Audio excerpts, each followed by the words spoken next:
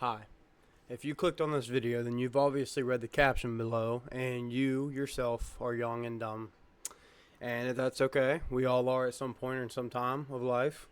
I'm just here today to kind of give you some things to think about as I'm going through my process of being young, and I'm trying not to be dumb with it. So I kind of want to. I'm 19 years old. I think I've had a lot of experience in a lot of different areas in my life, even being at 19. And I just want to share what I've picked up and what I've kind of taught myself. And if it helps you, it helps you. If it doesn't help you, then click right off. But I appreciate you being here. Don't forget to like, subscribe, and turn on post notifications if you like how I make these videos. If you dig my style, you dig my vibe, it'd be deeply appreciated. But enough talking, and let's get into it. Okay, so I think the first part of like being young and dumb is like, when you're young, you take more risk, you do more risky things that could possibly or most definitely hurt you or leave you injured. You kind of just walk around like you're invincible. And I know we've all heard, oh, you feel young and invincible. Well, that doesn't last, and I'm here to tell you that. Um, I played football all my life. I grew up playing a lot of different sports. I grew up in baseball, basketball, football. Basketball didn't stick too much. I just did like my freshman year of high school and like little middle school leagues and stuff. Not even like for the school. Football and baseball were my real bread and butter. Then it just branched off into football. But the reason I'm telling you all this is because I am 19 years old. I'm 6'4", and I'm 280 pounds.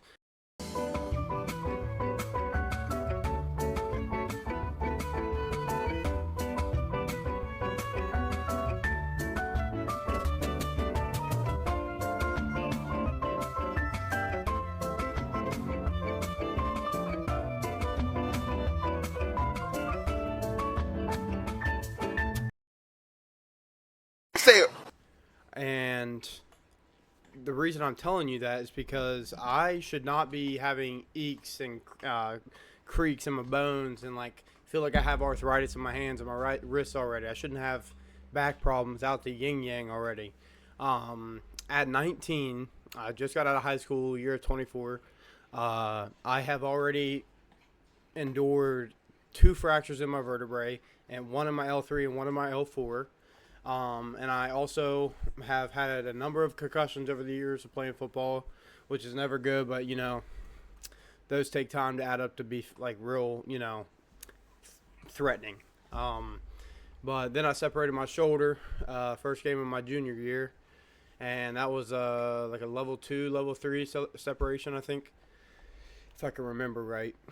And that's what I'm saying is, like, I'm young, and yet I have already hurt my body pretty damn good. Like, I'm gonna have these injuries for the rest of my life. Like, yeah, they healed at like right now they're healed, but the older it's just gonna get worse the older I get because I didn't take it easy or didn't do the right steps to protect myself. That leaded to me having these injuries. So this is just something for you, like, to help you think about, like, how are you going to feel 15 years from now, 5 years from now, 10 years from now? Like, how are you going to, how's your body going to feel? You want to have the ability to run around with your kids and play with them and not have to take a break because your back's killing you. Or, you want to be able to go, go to parks and theme parks and stuff like that with your family and not have to sit down every 5 minutes because your legs are killing you or your knees are killing you because you busting them up real bad in football or wrestling. When you're in high school, okay? It's just really something to think about, and a lot of young people, that's including myself, I didn't think about it for the longest time. That's exactly why I'm trying to share it now, because I'm starting to already see the effects of, like, even, like, to the point of me just cracking my fingers all the time in class. I have ADHD, I have chronic ADHD, and half of my life, almost 75% of my life has been unmedicated. So I'm always like sitting in class, cracking my knuckles and everything. And now I'm just starting to get aches in my fingers and my wrists. And it doesn't help when I play on PC and I do my editing and I do my filming on the PC. So I'm just always like typing on the keyboard. it doesn't really help it at all. So I just want you to hear my advice. I hope you can take it and actually put it to use. Um, and I'm catching you before the effects are already starting to sit in.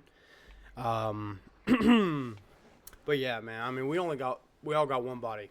I mean, we all were young at one time, and we all get old and die at some time as well. So your body's not gonna last forever. Your health, your young cells, your young developing body is not gonna last forever, and it doesn't last for long, actually. Um, and I know like it's an illusion when you're young, and everyone knows it, and everyone falls victim to it. And everyone regrets falling victim to it. That they just feel like they're young and invincible, and they just don't take granted of the body that they have and the youthful and healthy body that they have growing up. And they just trash it with alcohol. They trash it with substances. They trash it with stupid behavior that ends in like really bad injuries that they're gonna have to deal with for the lifetime. They just don't take it for they take it for granted, and they don't appreciate it until it's too late. That's sadly the case of a lot of people in this world. But yeah, that's just like the main headline to start the episode off is you're not invincible. No matter how young you are, you're not invincible, and you only have one body, and you need to take care of it. Moving on. The second thing I want to say is you have to live in the present, but pave your long-term path as well. So I want you to live in the present, but you also need to think about, like, have that in the back of your head. Okay, what's going to happen 5 years from now, 10 years from now, 15 years from now, 20 years from now? Where am I going to be? What's my financial situation going to be? Am I going to have the ability and the financial security to have a family, support a family, even support a wife, let alone extra mouths to feed and kids? So you really need to think about, like, you need to appreciate the present, but also look forward to future opportunities. Look forward to setting your foundation up early, so in the future, life's just not smacking you across the face and hitting you like you never saw it coming. And that happens to a lot of people, again, unfortunately. And people just they don't think of their future. They don't think of any type of like setting foundation. They don't think of any type of preparation for the long-term goals or ambitions or dreams. They just get stuck in the whimsical cycle of substance abuse and alcohol abuse and just, party culture. They get stuck in party culture a lot of times, and they just never get out of it. Like, some people never get out of it. I have seen from firsthand, guys, they never get out of it. Can you imagine being 25 and still whining that you can't party every weekend? I mean, what? You're 25 and you're whining that you can't party every weekend. What? Like, that's what I'm telling you guys, is I've seen this firsthand, up close, in person. And it's just completely sad. It's like completely sad because people, like, when they're young, they put all their ducks in a row, or they put all, not in a row, but they put all their ducks in party culture, and they just soak it for all it's got, and they just get stuck in it and over. It's an endless cycle until one day you wake up and you're 27 and you don't have a job, or you work flipping burgers at McDonald's. You don't have the family you want. You don't have the girlfriend you want. You don't have the life you want. You are constantly depressed. You're constantly anxious because you don't have the life you want, because you made the decisions to not have the life you want. And you just didn't pave your long-term path at all. Being young, like I said before on the first topic of the episode, being young doesn't last. Okay, you have to understand that, people. Being young does not last. Okay, so I really want you to think about where am I going to be in 5 years, 10 years? How's my money going to be? How's my financial situation going to be? What do I want to do with my life? And how am I going to get there? How am I going to do it? What's the first step? You need to really take an effect. Like, have fun. There's time to have fun and appreciate the present as much as you can. I wouldn't say stay in the past. I would not say stay in the past or even really look towards the past at all. You need to look forward. So that's why you need to just keep paving your long-term path for your future, as well as appreciating the present day by day. And that's a challenge for a lot of people. That has been a challenge for me on a lot of times. Um, and sometimes when I'm just like realizing that I'm getting too caught up in my work or my stress, and I'm just like overwhelmed. I'm overstimulated. I like to just stop and like just realize I slow down for a minute. Just take a breather, step back from the desk, step back from the work, and like really appreciate what's going on. Appreciate your surroundings. Appreciate waking up that day. You know, and a lot of people, like you don't even have to think of it on a biblical term like I do because I am a Christian. I believe in Jesus, and I believe He died on the cross for my sins, and He's my Lord and Savior. But besides that, you don't even have to look at it in a biblical term if you don't want to. It still makes sense. You can look at it logical as well.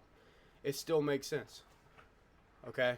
So, uh, yeah, I mean, you just appreciate the present, pave the long-term path. You know, really think about what you're going to be doing in the future, you know. But the biggest thing I do want to touch on that before I hop off of that topic is that as much as you are like if you are on the flip side of this, if you're actually trying to prepare yourself and you're trying to set things up early, like you're really young, you're just trying to set stuff up to be financially stable, you're trying to make some money, you're trying to start buying what you want when you want, you're trying to grow some independence on yourself as well. 100%. Congratulations, dude. You're already like a fifth of the way, dude. And I couldn't be more proud of you. But you can't let it. There's like it's very easy when you are a young person trying to already build a long-term path for your future, and you're already trying to do adult things at a young age. It's really easy to slip into comparing yourself with other adults, literal adults. I'm 19.